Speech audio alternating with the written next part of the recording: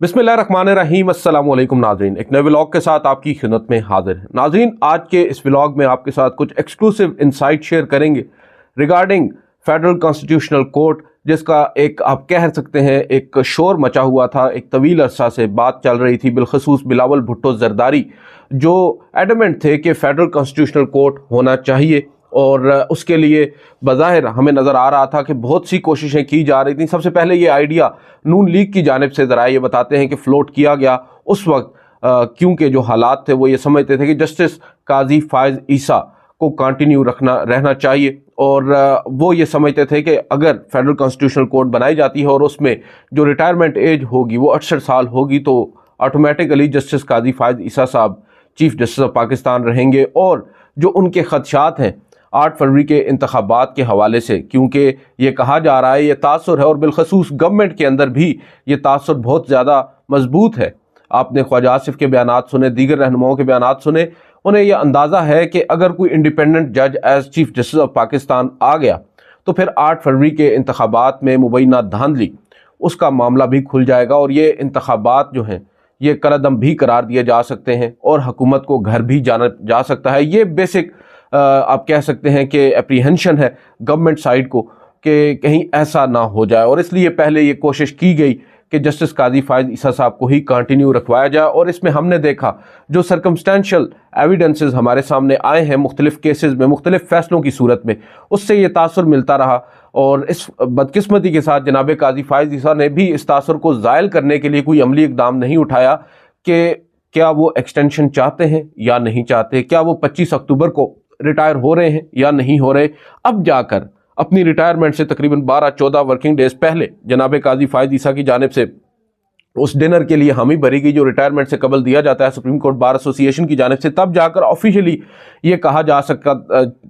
सकता है कि वो रिटायर हो रहे हैं। इससे पहले आप अंदाज़ा लगाएं कि ये मालूम ही नहीं था। जनाब काजी फ़ाइज़ ईसा साहब दबे अल्फाज में ये ज़रूर कहते रहे हैं कि वो किसी भी तौर पर पर्सन स्पेसिफिक जो लेजिस्लेशन होगी उसका फ़ायदा या उसके बेनिफिशरी नहीं होंगे, मगर साथ वो ये नहीं कह रहे थे कि अगर तमाम जजेस साहिबान की रिटायरमेंट एज को 65-66 साल कर दिया जाए तो वो कंटिन्यू करेंगे या नहीं करेंगे, या कॉन्स्टिट्यूशनल अमेंडमेंट अगर कर दी जाती है और फेडरल कॉन्स्टिट्यूशनल कोर्ट बना दी जाती है तो क्या वो उसके चीफ जस्टिस बनेंगे या नहीं। इन बातों को उन्होंने कभी डिनाई नहीं किया। ऑब्वियसली एक तवील अरसा हो चुका है, हम पर इल्ज़ाम आयद होता है कि हम लोग रोज़ाना की बुनियाद पर एक प्रोपोगेट कर रहे हैं इस चीज़ को, एक एजेंडा सेट कर रहे हैं कि शायद काजी फ़ाइज़ ईसा साहब इंटरेस्टिंग है, तो उस तमाम तर तासुर को उन्होंने भी ज़ायल नहीं किया। तो ये एक बहुत बड़ी चीज़ थी जिससे ये कहा जा रहा था कि जो फैसले आ रहे हैं ये शायद उसी सिलसिले की कड़ी है, और काजी फ़ाइज़ ईसा साहब गवर्नमेंट को इन अदर वेज सपोर्ट कर रहे हैं या उनके हाथ मजबूत कर रहे हैं। और गवर्नमेंट भी ऑन दी अदर साइड हमें नज़र आया कि जहाँ जहाँ काजी फ़ाइज़ ईसा साहब कमज़ोर पड़े या काजी फ़ाइज़ ईसा साहब तन्हाई का शिकार हुए बेंचेस की तश्कील या केसेस की फिक्सेशन में, वहाँ पर फिर उन्होंने रातों रात आर्डीनेंसेस भी बनाए, और फिर आर्डीनेंसेस के नतीजे में जनाब काजी फ़ाइज़ ईसा ने जो कमेटी है उसको ही असर-ए-नौ तश्कील दे दिया। तो ये तमाम तर चीज़ें हमारे सामने मौजूद हैं। अब डेवलपमेंट नाज़रीन ये है, ज़रा ये दावा कर रहे हैं, आपको मालूम है मौलाना फजलुर रहमान और बिलावल भुट्टो जरदारी की एक मुलाकात हुई। अब बताया यह जा रहा है कि फेडरल कॉन्स्टिट्यूशनल कोर्ट का जो आइडिया है वो ड्रॉप हो चुका है। अभी इसके हवाले से कोई हतमी तौर पर कोई चीज़ सामने नहीं आई, ऑब्वियसली कुछ एलामिया सामने नहीं आया, मगर ज़रा ये कोर्ट कर रहे हैं, ये बता रहे हैं कि जो फेडरल कॉन्स्टिट्यूशनल कोर्ट है उसके ऊपर मौलाना फजलुर रहमान साहब का मौक़िफ़ मान लिया गया है, और फेडरल कॉन्स्टिट्यूशनल कोर्ट से अब फेडरल कॉन्स्टिट्यूशनल बेंच जो है वो बनाने का फैसला हो चुका है। यानी नई अदालत अब कायम नहीं होगी। जो supreme court of Pakistan already मौजूद है पाकिस्तान के अंदर as apex court of the country, वो ही कंटिन्यू रखेगी। ताहम इसमें एक ट्विस्ट ज़रूर है। वो ट्विस्ट ये है कि आइनी तरमीम ज़रूर होगी। ऑब्वियसली आइनी तरमीम में सिर्फ आइनी अदालत तो थी नहीं, या फिर जजेस का पैनल तो था नहीं, और भी बहुत से ऐसी चीज़ें हैं जो पसे पर्दा अभी तक रखी जा रही हैं। बहुत सी ऐसी चीज़ें हैं जो ज़राए से सो कॉल्ड खबरें तो चलवाई जा रही हैं कि हुकूमती मुसवदा आ गया, पीपल्स पार्टी का मुसवदा आ गया, फलां का मुसवदा आ गया, मगर उन मुसवदों में वो चीज़ें मिसिंग हैं जो एक्चुअल بہت زیادہ لوگ کہتے ہیں کہ جو ڈیمیجنگ ہے. اب وہ کیا ہے وہ تو معلوم ہوگا جب آئینی ترمیم ہو جائے گی. اور بظاہر نظر یہ آ رہا ہے کہ کہیں سم ہو مولانا فضل الرحمان بھی اس حکومت کے ساتھ آن پیج ان جو ہے وہ ہو سکتے ہیں مختلف معاملات کے اوپر. یہ تو اب بات کھلے گی تو معلوم ہوگا. آئندہ آنے والے 2 سے 3 دن جو ہیں وہ کافی زیادہ امپورٹنٹ ہے. مگر جو اب زیادہ تباہ کن ایک صورتحال بننے جا رہی ہے وہ ود ان جوڈیشری بننے جا رہی ہے. کیونکہ ایک جانب تو یہ کہا جا رہا ہے کہ سپریم کورٹ آف پاکستان کا ایز این انسٹیٹیوشن ایک بہت بڑا فائدہ ہوا ہے کہ فیڈرل کانسٹیٹیوشنل کورٹ نہیں بن رہی بلکہ supreme court of Pakistan continue رکھے گی. مگر ساتھ ساتھ جسٹس منصور علی شاہ کا خوف اس قدر ہے کہ ان کا راستہ روکنے کے لیے اب بھی حکومت جو ہے وہ زور لگا رہی ہے, کوششیں کر رہی ہے. بتایا ہی جا رہا ہے ذرائع کی جانب سے کہ یہ معاملات تقریباً طے پا چکے ہیں کہ پینل جو ہوگا ججز کا 3 کا یا 5 کا یہ ابھی فائنلائز ہونا ہے اور موسٹ پروبیبلی 5 کا ہوگا کیونکہ جسٹس امین الدین خان اور جسٹس جمال خان مندوخیل 5 میں ہی آتے ہیں. ادروائز اگر 3 کا پینل بنتا ہے تو بھی جسٹس منصور علی شاہ اور جسٹس منیب اختر کا پتہ کاٹا جا سکتا ہے بآسانی. اور جسٹس یحییٰ آفریدی جو as compared to justice Mansoor and justice Munib کافی حد تک ایکسیپٹیبل ہیں گورنمنٹ کے لیے کیونکہ ان کا ایک اپنا پوائنٹ آف ویو ہے جو بڑا لینینٹ ایک ان کا پوائنٹ آف ویو ہے ٹورڈز 184(3). تو اس پر حکومت یہ سمجھتی ہے کہ اگر شاید جسٹس یحییٰ آفریدی ہوں گے تو وہ اس طرح کا جوڈیشل ایکٹیوزم شاید نہ ہو جو وہ اینٹیسپیٹ کر رہے ہیں جسٹس منصور علی شاہ اور جسٹس منیب اختر سے. اب یہ کہا جا رہا ہے کہ جسٹس منصور علی شاہ یا ایون جسٹس منیب اختر کا راستہ روکنے کے لیے جو پینل ہے وہ انٹروڈیوس کروانے کا فیصلہ ہو چکا ہے. اس کے لیے بھی وہ بھی آبویسلی آئینی ترمیم کے ذریعے ہی ہوگا. اور جب پینل آئے گا تو پھر حکومت کے پاس یہ اختیار موجود ہوگا کہ آیا انہوں نے جسٹس منصور علی شاہ صاحب کو کنٹینیو رکھوانا ہے یا نہیں رکھوانا. تو موسٹلی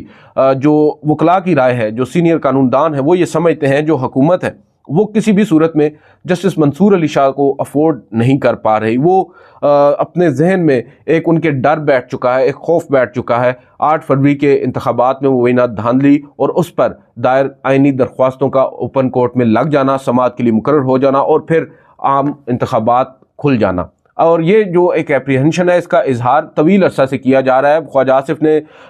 بڑا ایک مشہور زمانہ ایک ڈائلاگ بھی بولا تھا کہ انتظار کیا جا رہا ہے نئے چیف جسٹس کا کیونکہ انہیں یہ پیغام ملا ہے یا انہیں یہ اندازہ ہے کہ جسٹس منصور علی شاہ 8 فروری کے انتخابات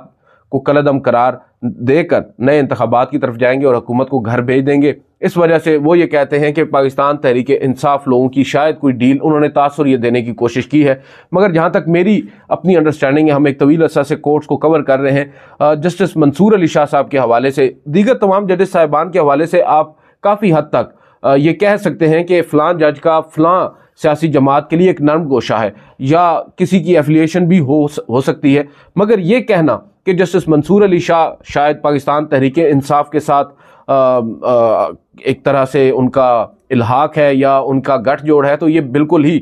میں سمجھتا ہوں کہ بیس لیس قسم کا ایک آرگیومنٹ ہے اور ایک الزام ہے جس کی کوئی بنیاد ہے ہی نہیں. اور اس کی بنیاد, جس بنیاد پر میں یہ بات کر رہا ہوں وہ سب آپ کو معلوم ہے کہ واحد جسٹس منصور علی شاہ ہیں. ابھی جو ٹاپ ججز ہیں ان میں جسٹس قاضی فائز صاحب کے علاوہ جن کے حوالے سے یہ کہا جا سکتا ہے دعوے کے ساتھ کہ انہوں نے تو پاکستان تحریک انصاف کے حق میں آج تک ایک فیصلہ نہیں دیا. اب یہاں پر یہ تاثر صرف 12 جولائی کے اس فیصلے کے بعد قائم کیا جا رہا ہے اور بار بار جو ایک خوف ہے اس کو آپ کہہ سکتے ہیں ایڈریس کیا جا رہا ہے کہ بھائی 12 جولائی کو اگر جسٹس منصور علی شاہ ایک 8 اکثریتی ججز کو لیڈ کر یہ فیصلہ دے سکتے ہیں تو پھر 8 فروری کے انتخابات کہیں نہیں گئے. کیونکہ اب اس میں جو حکومت کا اپریہنشنز ہیں ان کی بیس کیا ہے؟ ان کی بیس ہے جسٹس اطہر من اللہ کی وہ آبزرویشن جو انہوں نے اوپن کورٹ میں بھی دی, اور اس اوپن کورٹ میں انہوں نے یہ کہا تھا کہ ان کی نظر میں جو 8 فروری کے انتخابات میں مبینہ دھاندلی کا کیس ہے وہ اس کیس کے ساتھ لف کر کے یا اس کیس کے ساتھ کلب کر کے فکس ہونا چاہیے اور اس کو بھی سننا جانا چاہیے. تو یہ وہ اپریہنشن ہے. اور دوسری بات یہ ہے کہ سب کو معلوم ہے, یہ اب زبان زد عام ہے کہ جسٹس منصور علی شاہ, جسٹس اطہر من اللہ اور justice Yahya Afridi chamber fellows ہیں اور کافی اچھے دوست بھی ہیں. تو جسٹس اطہر من اللہ گو کہ آج کل ان کی جانب سے مکمل خاموشی ہمیں نظر آ رہی ہے, چھائی ہوئی ہے, کوئی خطوط ان کے سامنے نہیں آ رہے, کوئی کسی کیس میں وہ نظر نہیں آ رہے. ظاہری بات ہے 12 جولائی کے بعد تو جناب قاضی فائز صاحب نے, اب کیونکہ بینچز کی تشکیل کا جو اختیار ہے وہ بھی ان کے پاس ہے, تو جسٹس اطہر من اللہ صاحب ایک طرح سے بالکل ہی ان کے سامنے اب گامے پھجے کے کیسز لگ رہے ہیں جو پبلک امپورٹنس کے کیسز ہیں وہ ان کے سامنے لگ ہی نہیں رہے، اسی خوف کے ساتھ نہیں لگ رہے جس خوف کے ساتھ جسٹس بندیال اور جسٹس گلزار کے دور میں جسٹس قاضی فیصل صاحب کے سامنے نہیں لگتے تھے۔ اب جسٹس اطہر من اللہ جو ہیں ان کے حوالے سے یہ ہے کہ جو گورنمنٹ کو اپریہنشن ہے وہ یہ ہے کہ جسٹس اطہر من اللہ کا جو اثر و رسوخ ہے یا جو ان کی کنونسنگ پاور ہے وہ اس کا استعمال کریں گے جسٹس منصور علی شاہ صاحب پر، اور جب جسٹس منصور علی شاہ چیف جسٹس ہوں گے تو آبویسلی جسٹس اطہر من اللہ کا کردار بڑا اہم ہوگا، اور اس ضمن میں وہ یہ سمجھتے ہیں کہ وہ قائل کر لیں گے، کنونس کر لیں گے جسٹس منصور کو کہ یہ مقدمہ ٹیک اپ کیا جائے۔ ادروائز جو ہماری انفارمیشن ہے، جو ہمارا تجزیہ ہے وہ یہی ہے کہ justice Mansoor Ali Shah I don't think so کہ اس معاملے میں ہاتھ ڈالیں گے۔ لیٹ سے اگر کل کو وہ چیف جسٹس آف پاکستان بن جاتے ہیں تو وہ اس طرح کے فیصلے نہیں کریں گے۔ ان کے سامنے جیسا کہ اسناد ملک صاحب کہتے ہیں کہ بہت سی مثالیں موجود ہیں، افتخار محمد چودھری کی مثال موجود ہے، ان کے سامنے ثاقب نثار صاحب کی مثال موجود ہے، وہ یہ ٹیگ ایون قاضی فائز صاحب نے تو خیر ان دونوں کو بھی پیچھے چھوڑ دیا ہے۔ اب ان کے سامنے یہ تین جو سینیریوز ہیں وہ موجود ہیں، اور وہ انہوں نے طے کرنا ہے کہ وہ اب خود کو کس طرف لے کر جائیں گے۔ تو بظاہر نظر یہی آ رہا ہے کہ جسٹس منصور علی شاہ جس طرح کا ان کا ٹیمپرامنٹ ہے وہ شاید حکومتوں کو گھر بھیجنے کے علاوہ اپنا جو ہاؤس ہے وہ ان آرڈر کرنے کی زیادہ سے زیادہ کوشش کریں گے، اور جہاں پر انہیں کچھ لگا کہ بنیادی انسانی حقوق کی خلاف ورزی ہو رہی ہے تو آبویسلی جو معاملہ ان کے سامنے آئے گا اس کو وہ ایڈریس کریں گے۔ ادروائز وہ جو جوڈیشل ایکٹیوزم ہم جسٹس قاضی فائز عیسیٰ، جسٹس ثاقب نثار، جسٹس افتخار چودھری کے دور میں دیکھتے رہے وہ آپ کو نظر نہیں آئے گا جسٹس منصور علی شاہ صاحب کے دور میں۔ اور دوسری جانب جسٹس منصور علی شاہ کی جانب سے جو ہم ایک یہ آج خدشے کا اظہار کیا جا رہا ہے کہ پارلیمان کے معاملات میں مداخلت ہوگی، تو یہ بھی میں سمجھتا ہوں کہ ایک بیس لیس قسم کا آرگیومنٹ ہے، کیونکہ جسٹس منصور علی شاہ کو ہم نے نیب ترامیم والے کیس میں سنا جہاں پر وہ اقلیت میں رہ کر بھی بار بار یہ واضح کرتے رہے کہ پارلیمان سپریم ہے، مگر ساتھ ساتھ ایک چیز جو لوگ بہت سے آج کل مس انڈرسٹینڈ کر رہے ہیں کہ جسٹس منصور علی شاہ یہ ضرور کہتے ہیں کہ پارلیمان سپریم ہے مگر آئین جو ہے وہ سب سے زیادہ سپریم ہے۔ تو جب آئین کی خلاف ورزی ہوگی تو obviously Supreme Court as the constitutional court اس کے اختیارات ہیں، اس نے آئین کی جو تشریح ہے وہ بھی کرنا ہے، اور اس کے اوپر اگر عمل درآمد نہیں ہو رہا تو اس کو بھی ایڈریس کرنا ہے۔ جہاں پر آئین کے سیلینٹ فیچرز کے خلاف اگر کوئی قانون سازی ہوتی ہے تو وہاں پر سپریم کورٹ پابند ہے اس کو سٹرائک ڈاؤن کرنے پر بھی۔ تو ادروائز جو روٹین کے بزنس ہیں، جو ایگزیکٹو کے اختیارات ہیں، ان میں مداخلت تو کم از کم جسٹس منصور علی شاہ کی جانب سے نہیں ہوگی، نہ ہی چینی کے معاملے پر نوٹس ہوگا، نہ ہی تیل گھی کی قیمتوں پر از خود نوٹس ہوں گے، نہ ہی شراب کی بوتلیں پکڑے جانے پر از خود نوٹس لینے کا وہ میں سمجھتا ہوں ارادہ رکھتے ہیں۔ اب جو خوف ہے وہ جیسا کہ پہلے بتایا کہ 8 فروری کے انتخابات ہے، اور معلوم ہے اس حکومت کو جو جیسے کر کے بھی پہنچ چکی ہے فارم 47 کے سہارے، انہیں معلوم ہے کہ اگر کوئی بھی انڈیپینڈنٹ جج آ گیا سپریم کورٹ آف پاکستان میں اور یہ پیٹیشن ٹیک اپ ہو گئی پھر ان کا بچنا مشکل ہے۔ اور جو پورا سیٹ اپ ہے، جو نظام ہے، جس کے لیے اتنی محنت، اتنی کوششیں، جیسے کہ وہ فیض حمید صاحب کہا کرتے تھے شوکت عزیز صدیقی صاحب کو کہ ہماری 2 سال کی محنت ضائع ہو جائے گی، تو اب بھی ایسی ہی صورتحال ہے۔ جو محنت کی گئی ہے ان حکمرانوں کو اقتدار میں لانے کے لیے وہ پھر پوری محنت ضائع ہو سکتی ہے اور وہ افورڈ نہیں کیا جا سکتا۔ دوسری جانب ہماری جہاں تک انڈرسٹینڈنگ ہے، جو اطلاعات ہیں وہ یہی ہے کہ اسٹیبلشمنٹ کو شاید جسٹس منصور علی شاہ سے کوئی مسئلہ نہیں ہے، اسٹیبلشمنٹ کو فیڈرل کانسٹیٹیوشنل کورٹ بنانے کا بھی شاید کوئی اتنا چاہ نہیں ہے۔ یہ سب جو کوششیں تھیں، یہ سب جو آپ کہہ سکتے ہیں کہ اپنی طرف سے پریمپٹیو میئرز لیے جا رہے تھے وہ گورنمنٹ کر رہی تھی، کیونکہ گورنمنٹ کو معلوم ہے کہ اگر اسٹیبلشمنٹ ان کو لے بھی آئی ہے تو ان کو انٹیکٹ خود کو رکھنے کے لیے بہت کچھ کرنا پڑے گا، اور اسٹرانگ جوڈیشری جو ہے وہ کسی بھی صورت میں وہ افورڈ نہیں کر سکتے۔ اسی وجہ سے عدلیہ کو کمزور کرنے کی ایک کوشش کی گئی، جو کہ اب کافی حد تک ہمیں یہ نظر آ رہا ہے فیڈرل کانسٹیٹیوشنل کورٹ کا اگر آئیڈیا ڈراپ ہو گیا ہے تو اس حد تک کامیاب تو نہیں ہوئی۔ لیکن دوسری جانب اب جو پینل کی بات ہے اس کے اوپر ذرائع یہ بتا رہے ہیں کہ ایک بڑا اسٹرانگ رسپانس آنے جا رہا ہے اکثریتی ججز صاحبان کی جانب سے اور وکلاء کی جانب سے۔ ایک ریئیکشن تو ہم نے گزشتہ روز دیکھا، کراچی کے اندر ایک بڑا بھرپور قسم کا ریئیکشن آیا ہے لیگل فٹرنیٹی کی جانب سے۔ منیر ملک، بڑے سینئر وکلاء، فیصل صدیقی، جو انہوں نے وہاں پر باتیں کی ہیں، جو تقاریر کی ہیں، میں نے کبھی نہیں سنی۔ ایک سٹنگ چیف جسٹس کو جس طرح ایڈریس کیا جا رہا ہے، جس طرح ایک سٹنگ چیف جسٹس کو کہا جا رہا ہے کہ وہ کس طرح اس پورے کرائسس کے ذمہ دار ہیں۔ ایک ہوتا ہے چیف جسٹس آف پاکستان کی کرسی پر بیٹھا شخص جس نے बुनियादी इंसानी हकूक़ की फराहमी को यकीनी बनाना है। अगर कहीं पर फंडामेंटल राइट्स जो हैं उनकी खिलाफ वर्जी हो रही है तो उस मामले को टेक अप करना है। यहाँ पर यह कहा जा रहा है कि बुनियादी इंसानी हकूक़ क्या हर चीज़ को मलिया मेट करने की एक साजिश की जा रही है, और उसमें जस्टिस काजी फायज़ ईसा साहब पर अब वकला का ये इल्ज़ाम है कि वो उसमें शरीके जुर्म है। ये नहीं है कि उन्होंने अपनी आंखें शतरमुर्ग की तरह रेत में दबा रखी हैं, बल्कि वो शरीके जुर्म है। ये कहना है फैसल सिद्दीकी का, ये कहना है मुनीर मलिक का, और ये वो लोग हैं जो कल तक जनाब काजी फायज़ ईसा साहब के वकील रह चुके हैं। उनके हवाले उनके केस में जब आपको याद होगा सदारती रेफरेंस आया था, अब बहुत से लोग कहते हैं कि उस वक्त ये अंदाज़ा नहीं था कि जनाब काजी फायज़ ईसा जिस इस्टेब्लिशमेंट के खिलाफ आज खड़े हैं कल उसी इस्टेब्लिशमेंट के साथ हाथ भी मिला लेंगे। ये सब बातें आज हो रही हैं, कल हुई हैं उस कन्वेंशन के अंदर जो वकला की जानिब से आया, और ये एक ट्रेलर है नाज़रीन। बात यह है कि अब वकला की जानिब से ये जो कल कन्वेंशन आया है उसके बाद अब ये खबर आई है कि कॉन्स्टिट्यूशनल कोर्ट का आइडिया ड्रॉप हो चुका है। तो ये पिक्चर अभी बाकी है। जहाँ तक ताल्लुक़ है जिससे मौलाना फजल रहमान साहब का, उनकी जानिब से एक भरपूर कोशिश की गई फेडरल कॉन्स्टिट्यूशनल कोर्ट का रास्ता रोकने के लिए, और जो इतलात है उसके मुताबिक तो अब लेट से आज शाम को बताया जा रहा है नवाज शरीफ साहब के साथ एक डिनर होगा मौलाना का और बिलावल भुट्टो जरदारी का, और वहाँ पर उसके बाद एक मुश्तरका एलामिया या प्रेस कॉन्फ्रेंस होगी जिसमें ऐलान किया जाएगा। मगर अभी तक जो ज़राए हैं वो यही बता रहे हैं कि ये तय पा चुका है कि फेडरल कॉन्स्टिट्यूशनल कोर्ट का आइडिया ड्रॉप्ड है और अब पैनल की तरफ जाया जाएगा। और ऑब्वियसली जब पैनल की तरफ जाया जाएगा तो फिर जस्टिस मंसूर अली शाह साहब का रास्ता रोका जा सकता है। जस्टिस मंसूर अली शाह को अगर सुपरसीड करके किसी और को चीफ जस्टिस बनाया जाता है तो फिर नाज़रीन बड़ा स्ट्रॉन्ग रिएक्शन आने जा रहा है, ना सिर्फ जजेस की जानिब से, जुडिशरी की जानिब से ओवरऑल, और हमारे जो वकला साहिबान हैं उनकी जानिब से। जो अभी तक कन्वेंशंस हुए हैं, ये कन्वेंशंस एक तहरीक का जो आप कह सकते हैं कि एक तहरीक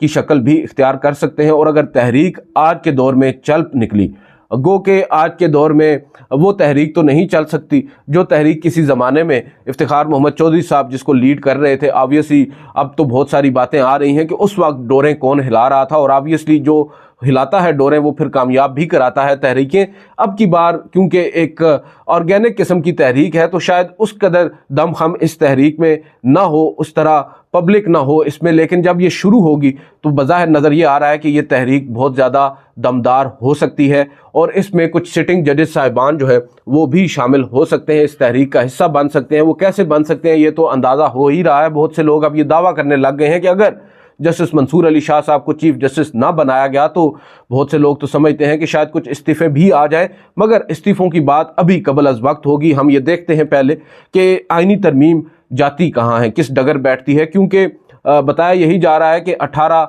और 19 तारीख के दरमियान ये जो 18 से 19-20 तक ये जो अमेंडमेंट है ये कर ली जाएगी, और इस अमेंडमेंट में जो बुनियादी ज़रूरतें हैं, जो बुनियादी आप कह सकते हैं कि उनके अहदाफ है वो हासिल कर लिए जाएंगे। कॉन्स्टिट्यूशनल कोर्ट का हदफ पहले से उनका था ही नहीं, जिन पर इल्ज़ाम लगाया जा रहा है या जिनके हवाले से मंसूब किया जा रहा है, जिनका था वो शायद उसको खुद ड्रॉप कर रहे हैं। और बहरहाल ये आइनी तरमीम होने से पहले तो एक बहुत शोर मचा है, मगर इस आइनी तरमीम के बाद भी तूफ़ान थमने वाला नहीं है नाज़रीन। हालात कम से कम बेहतर होते नज़र नहीं आ रहे। मैं तो देख रहा हूँ एक क्यास, और एक क्यास जो है वो अदलिया में जब आ जाएगा तो फिर मामलात बिगाड़ की तरफ जाएंगे, और फिर इवेंचुअली बहुत सारे इदारे एक्टिवली मुतहरिक होंगे और इस हुकूमत को लेने के देने पड़ सकते हैं। दबे अल्फाज में बात कर रहा हूँ, अभी देखते हैं आइंदा आने वाले चंद दिनों में मज़ीद क्या होता है। आज की इस वीडियो से इतना ही, इजाज़त दीजिए, अल्लाह हाफ़िज़।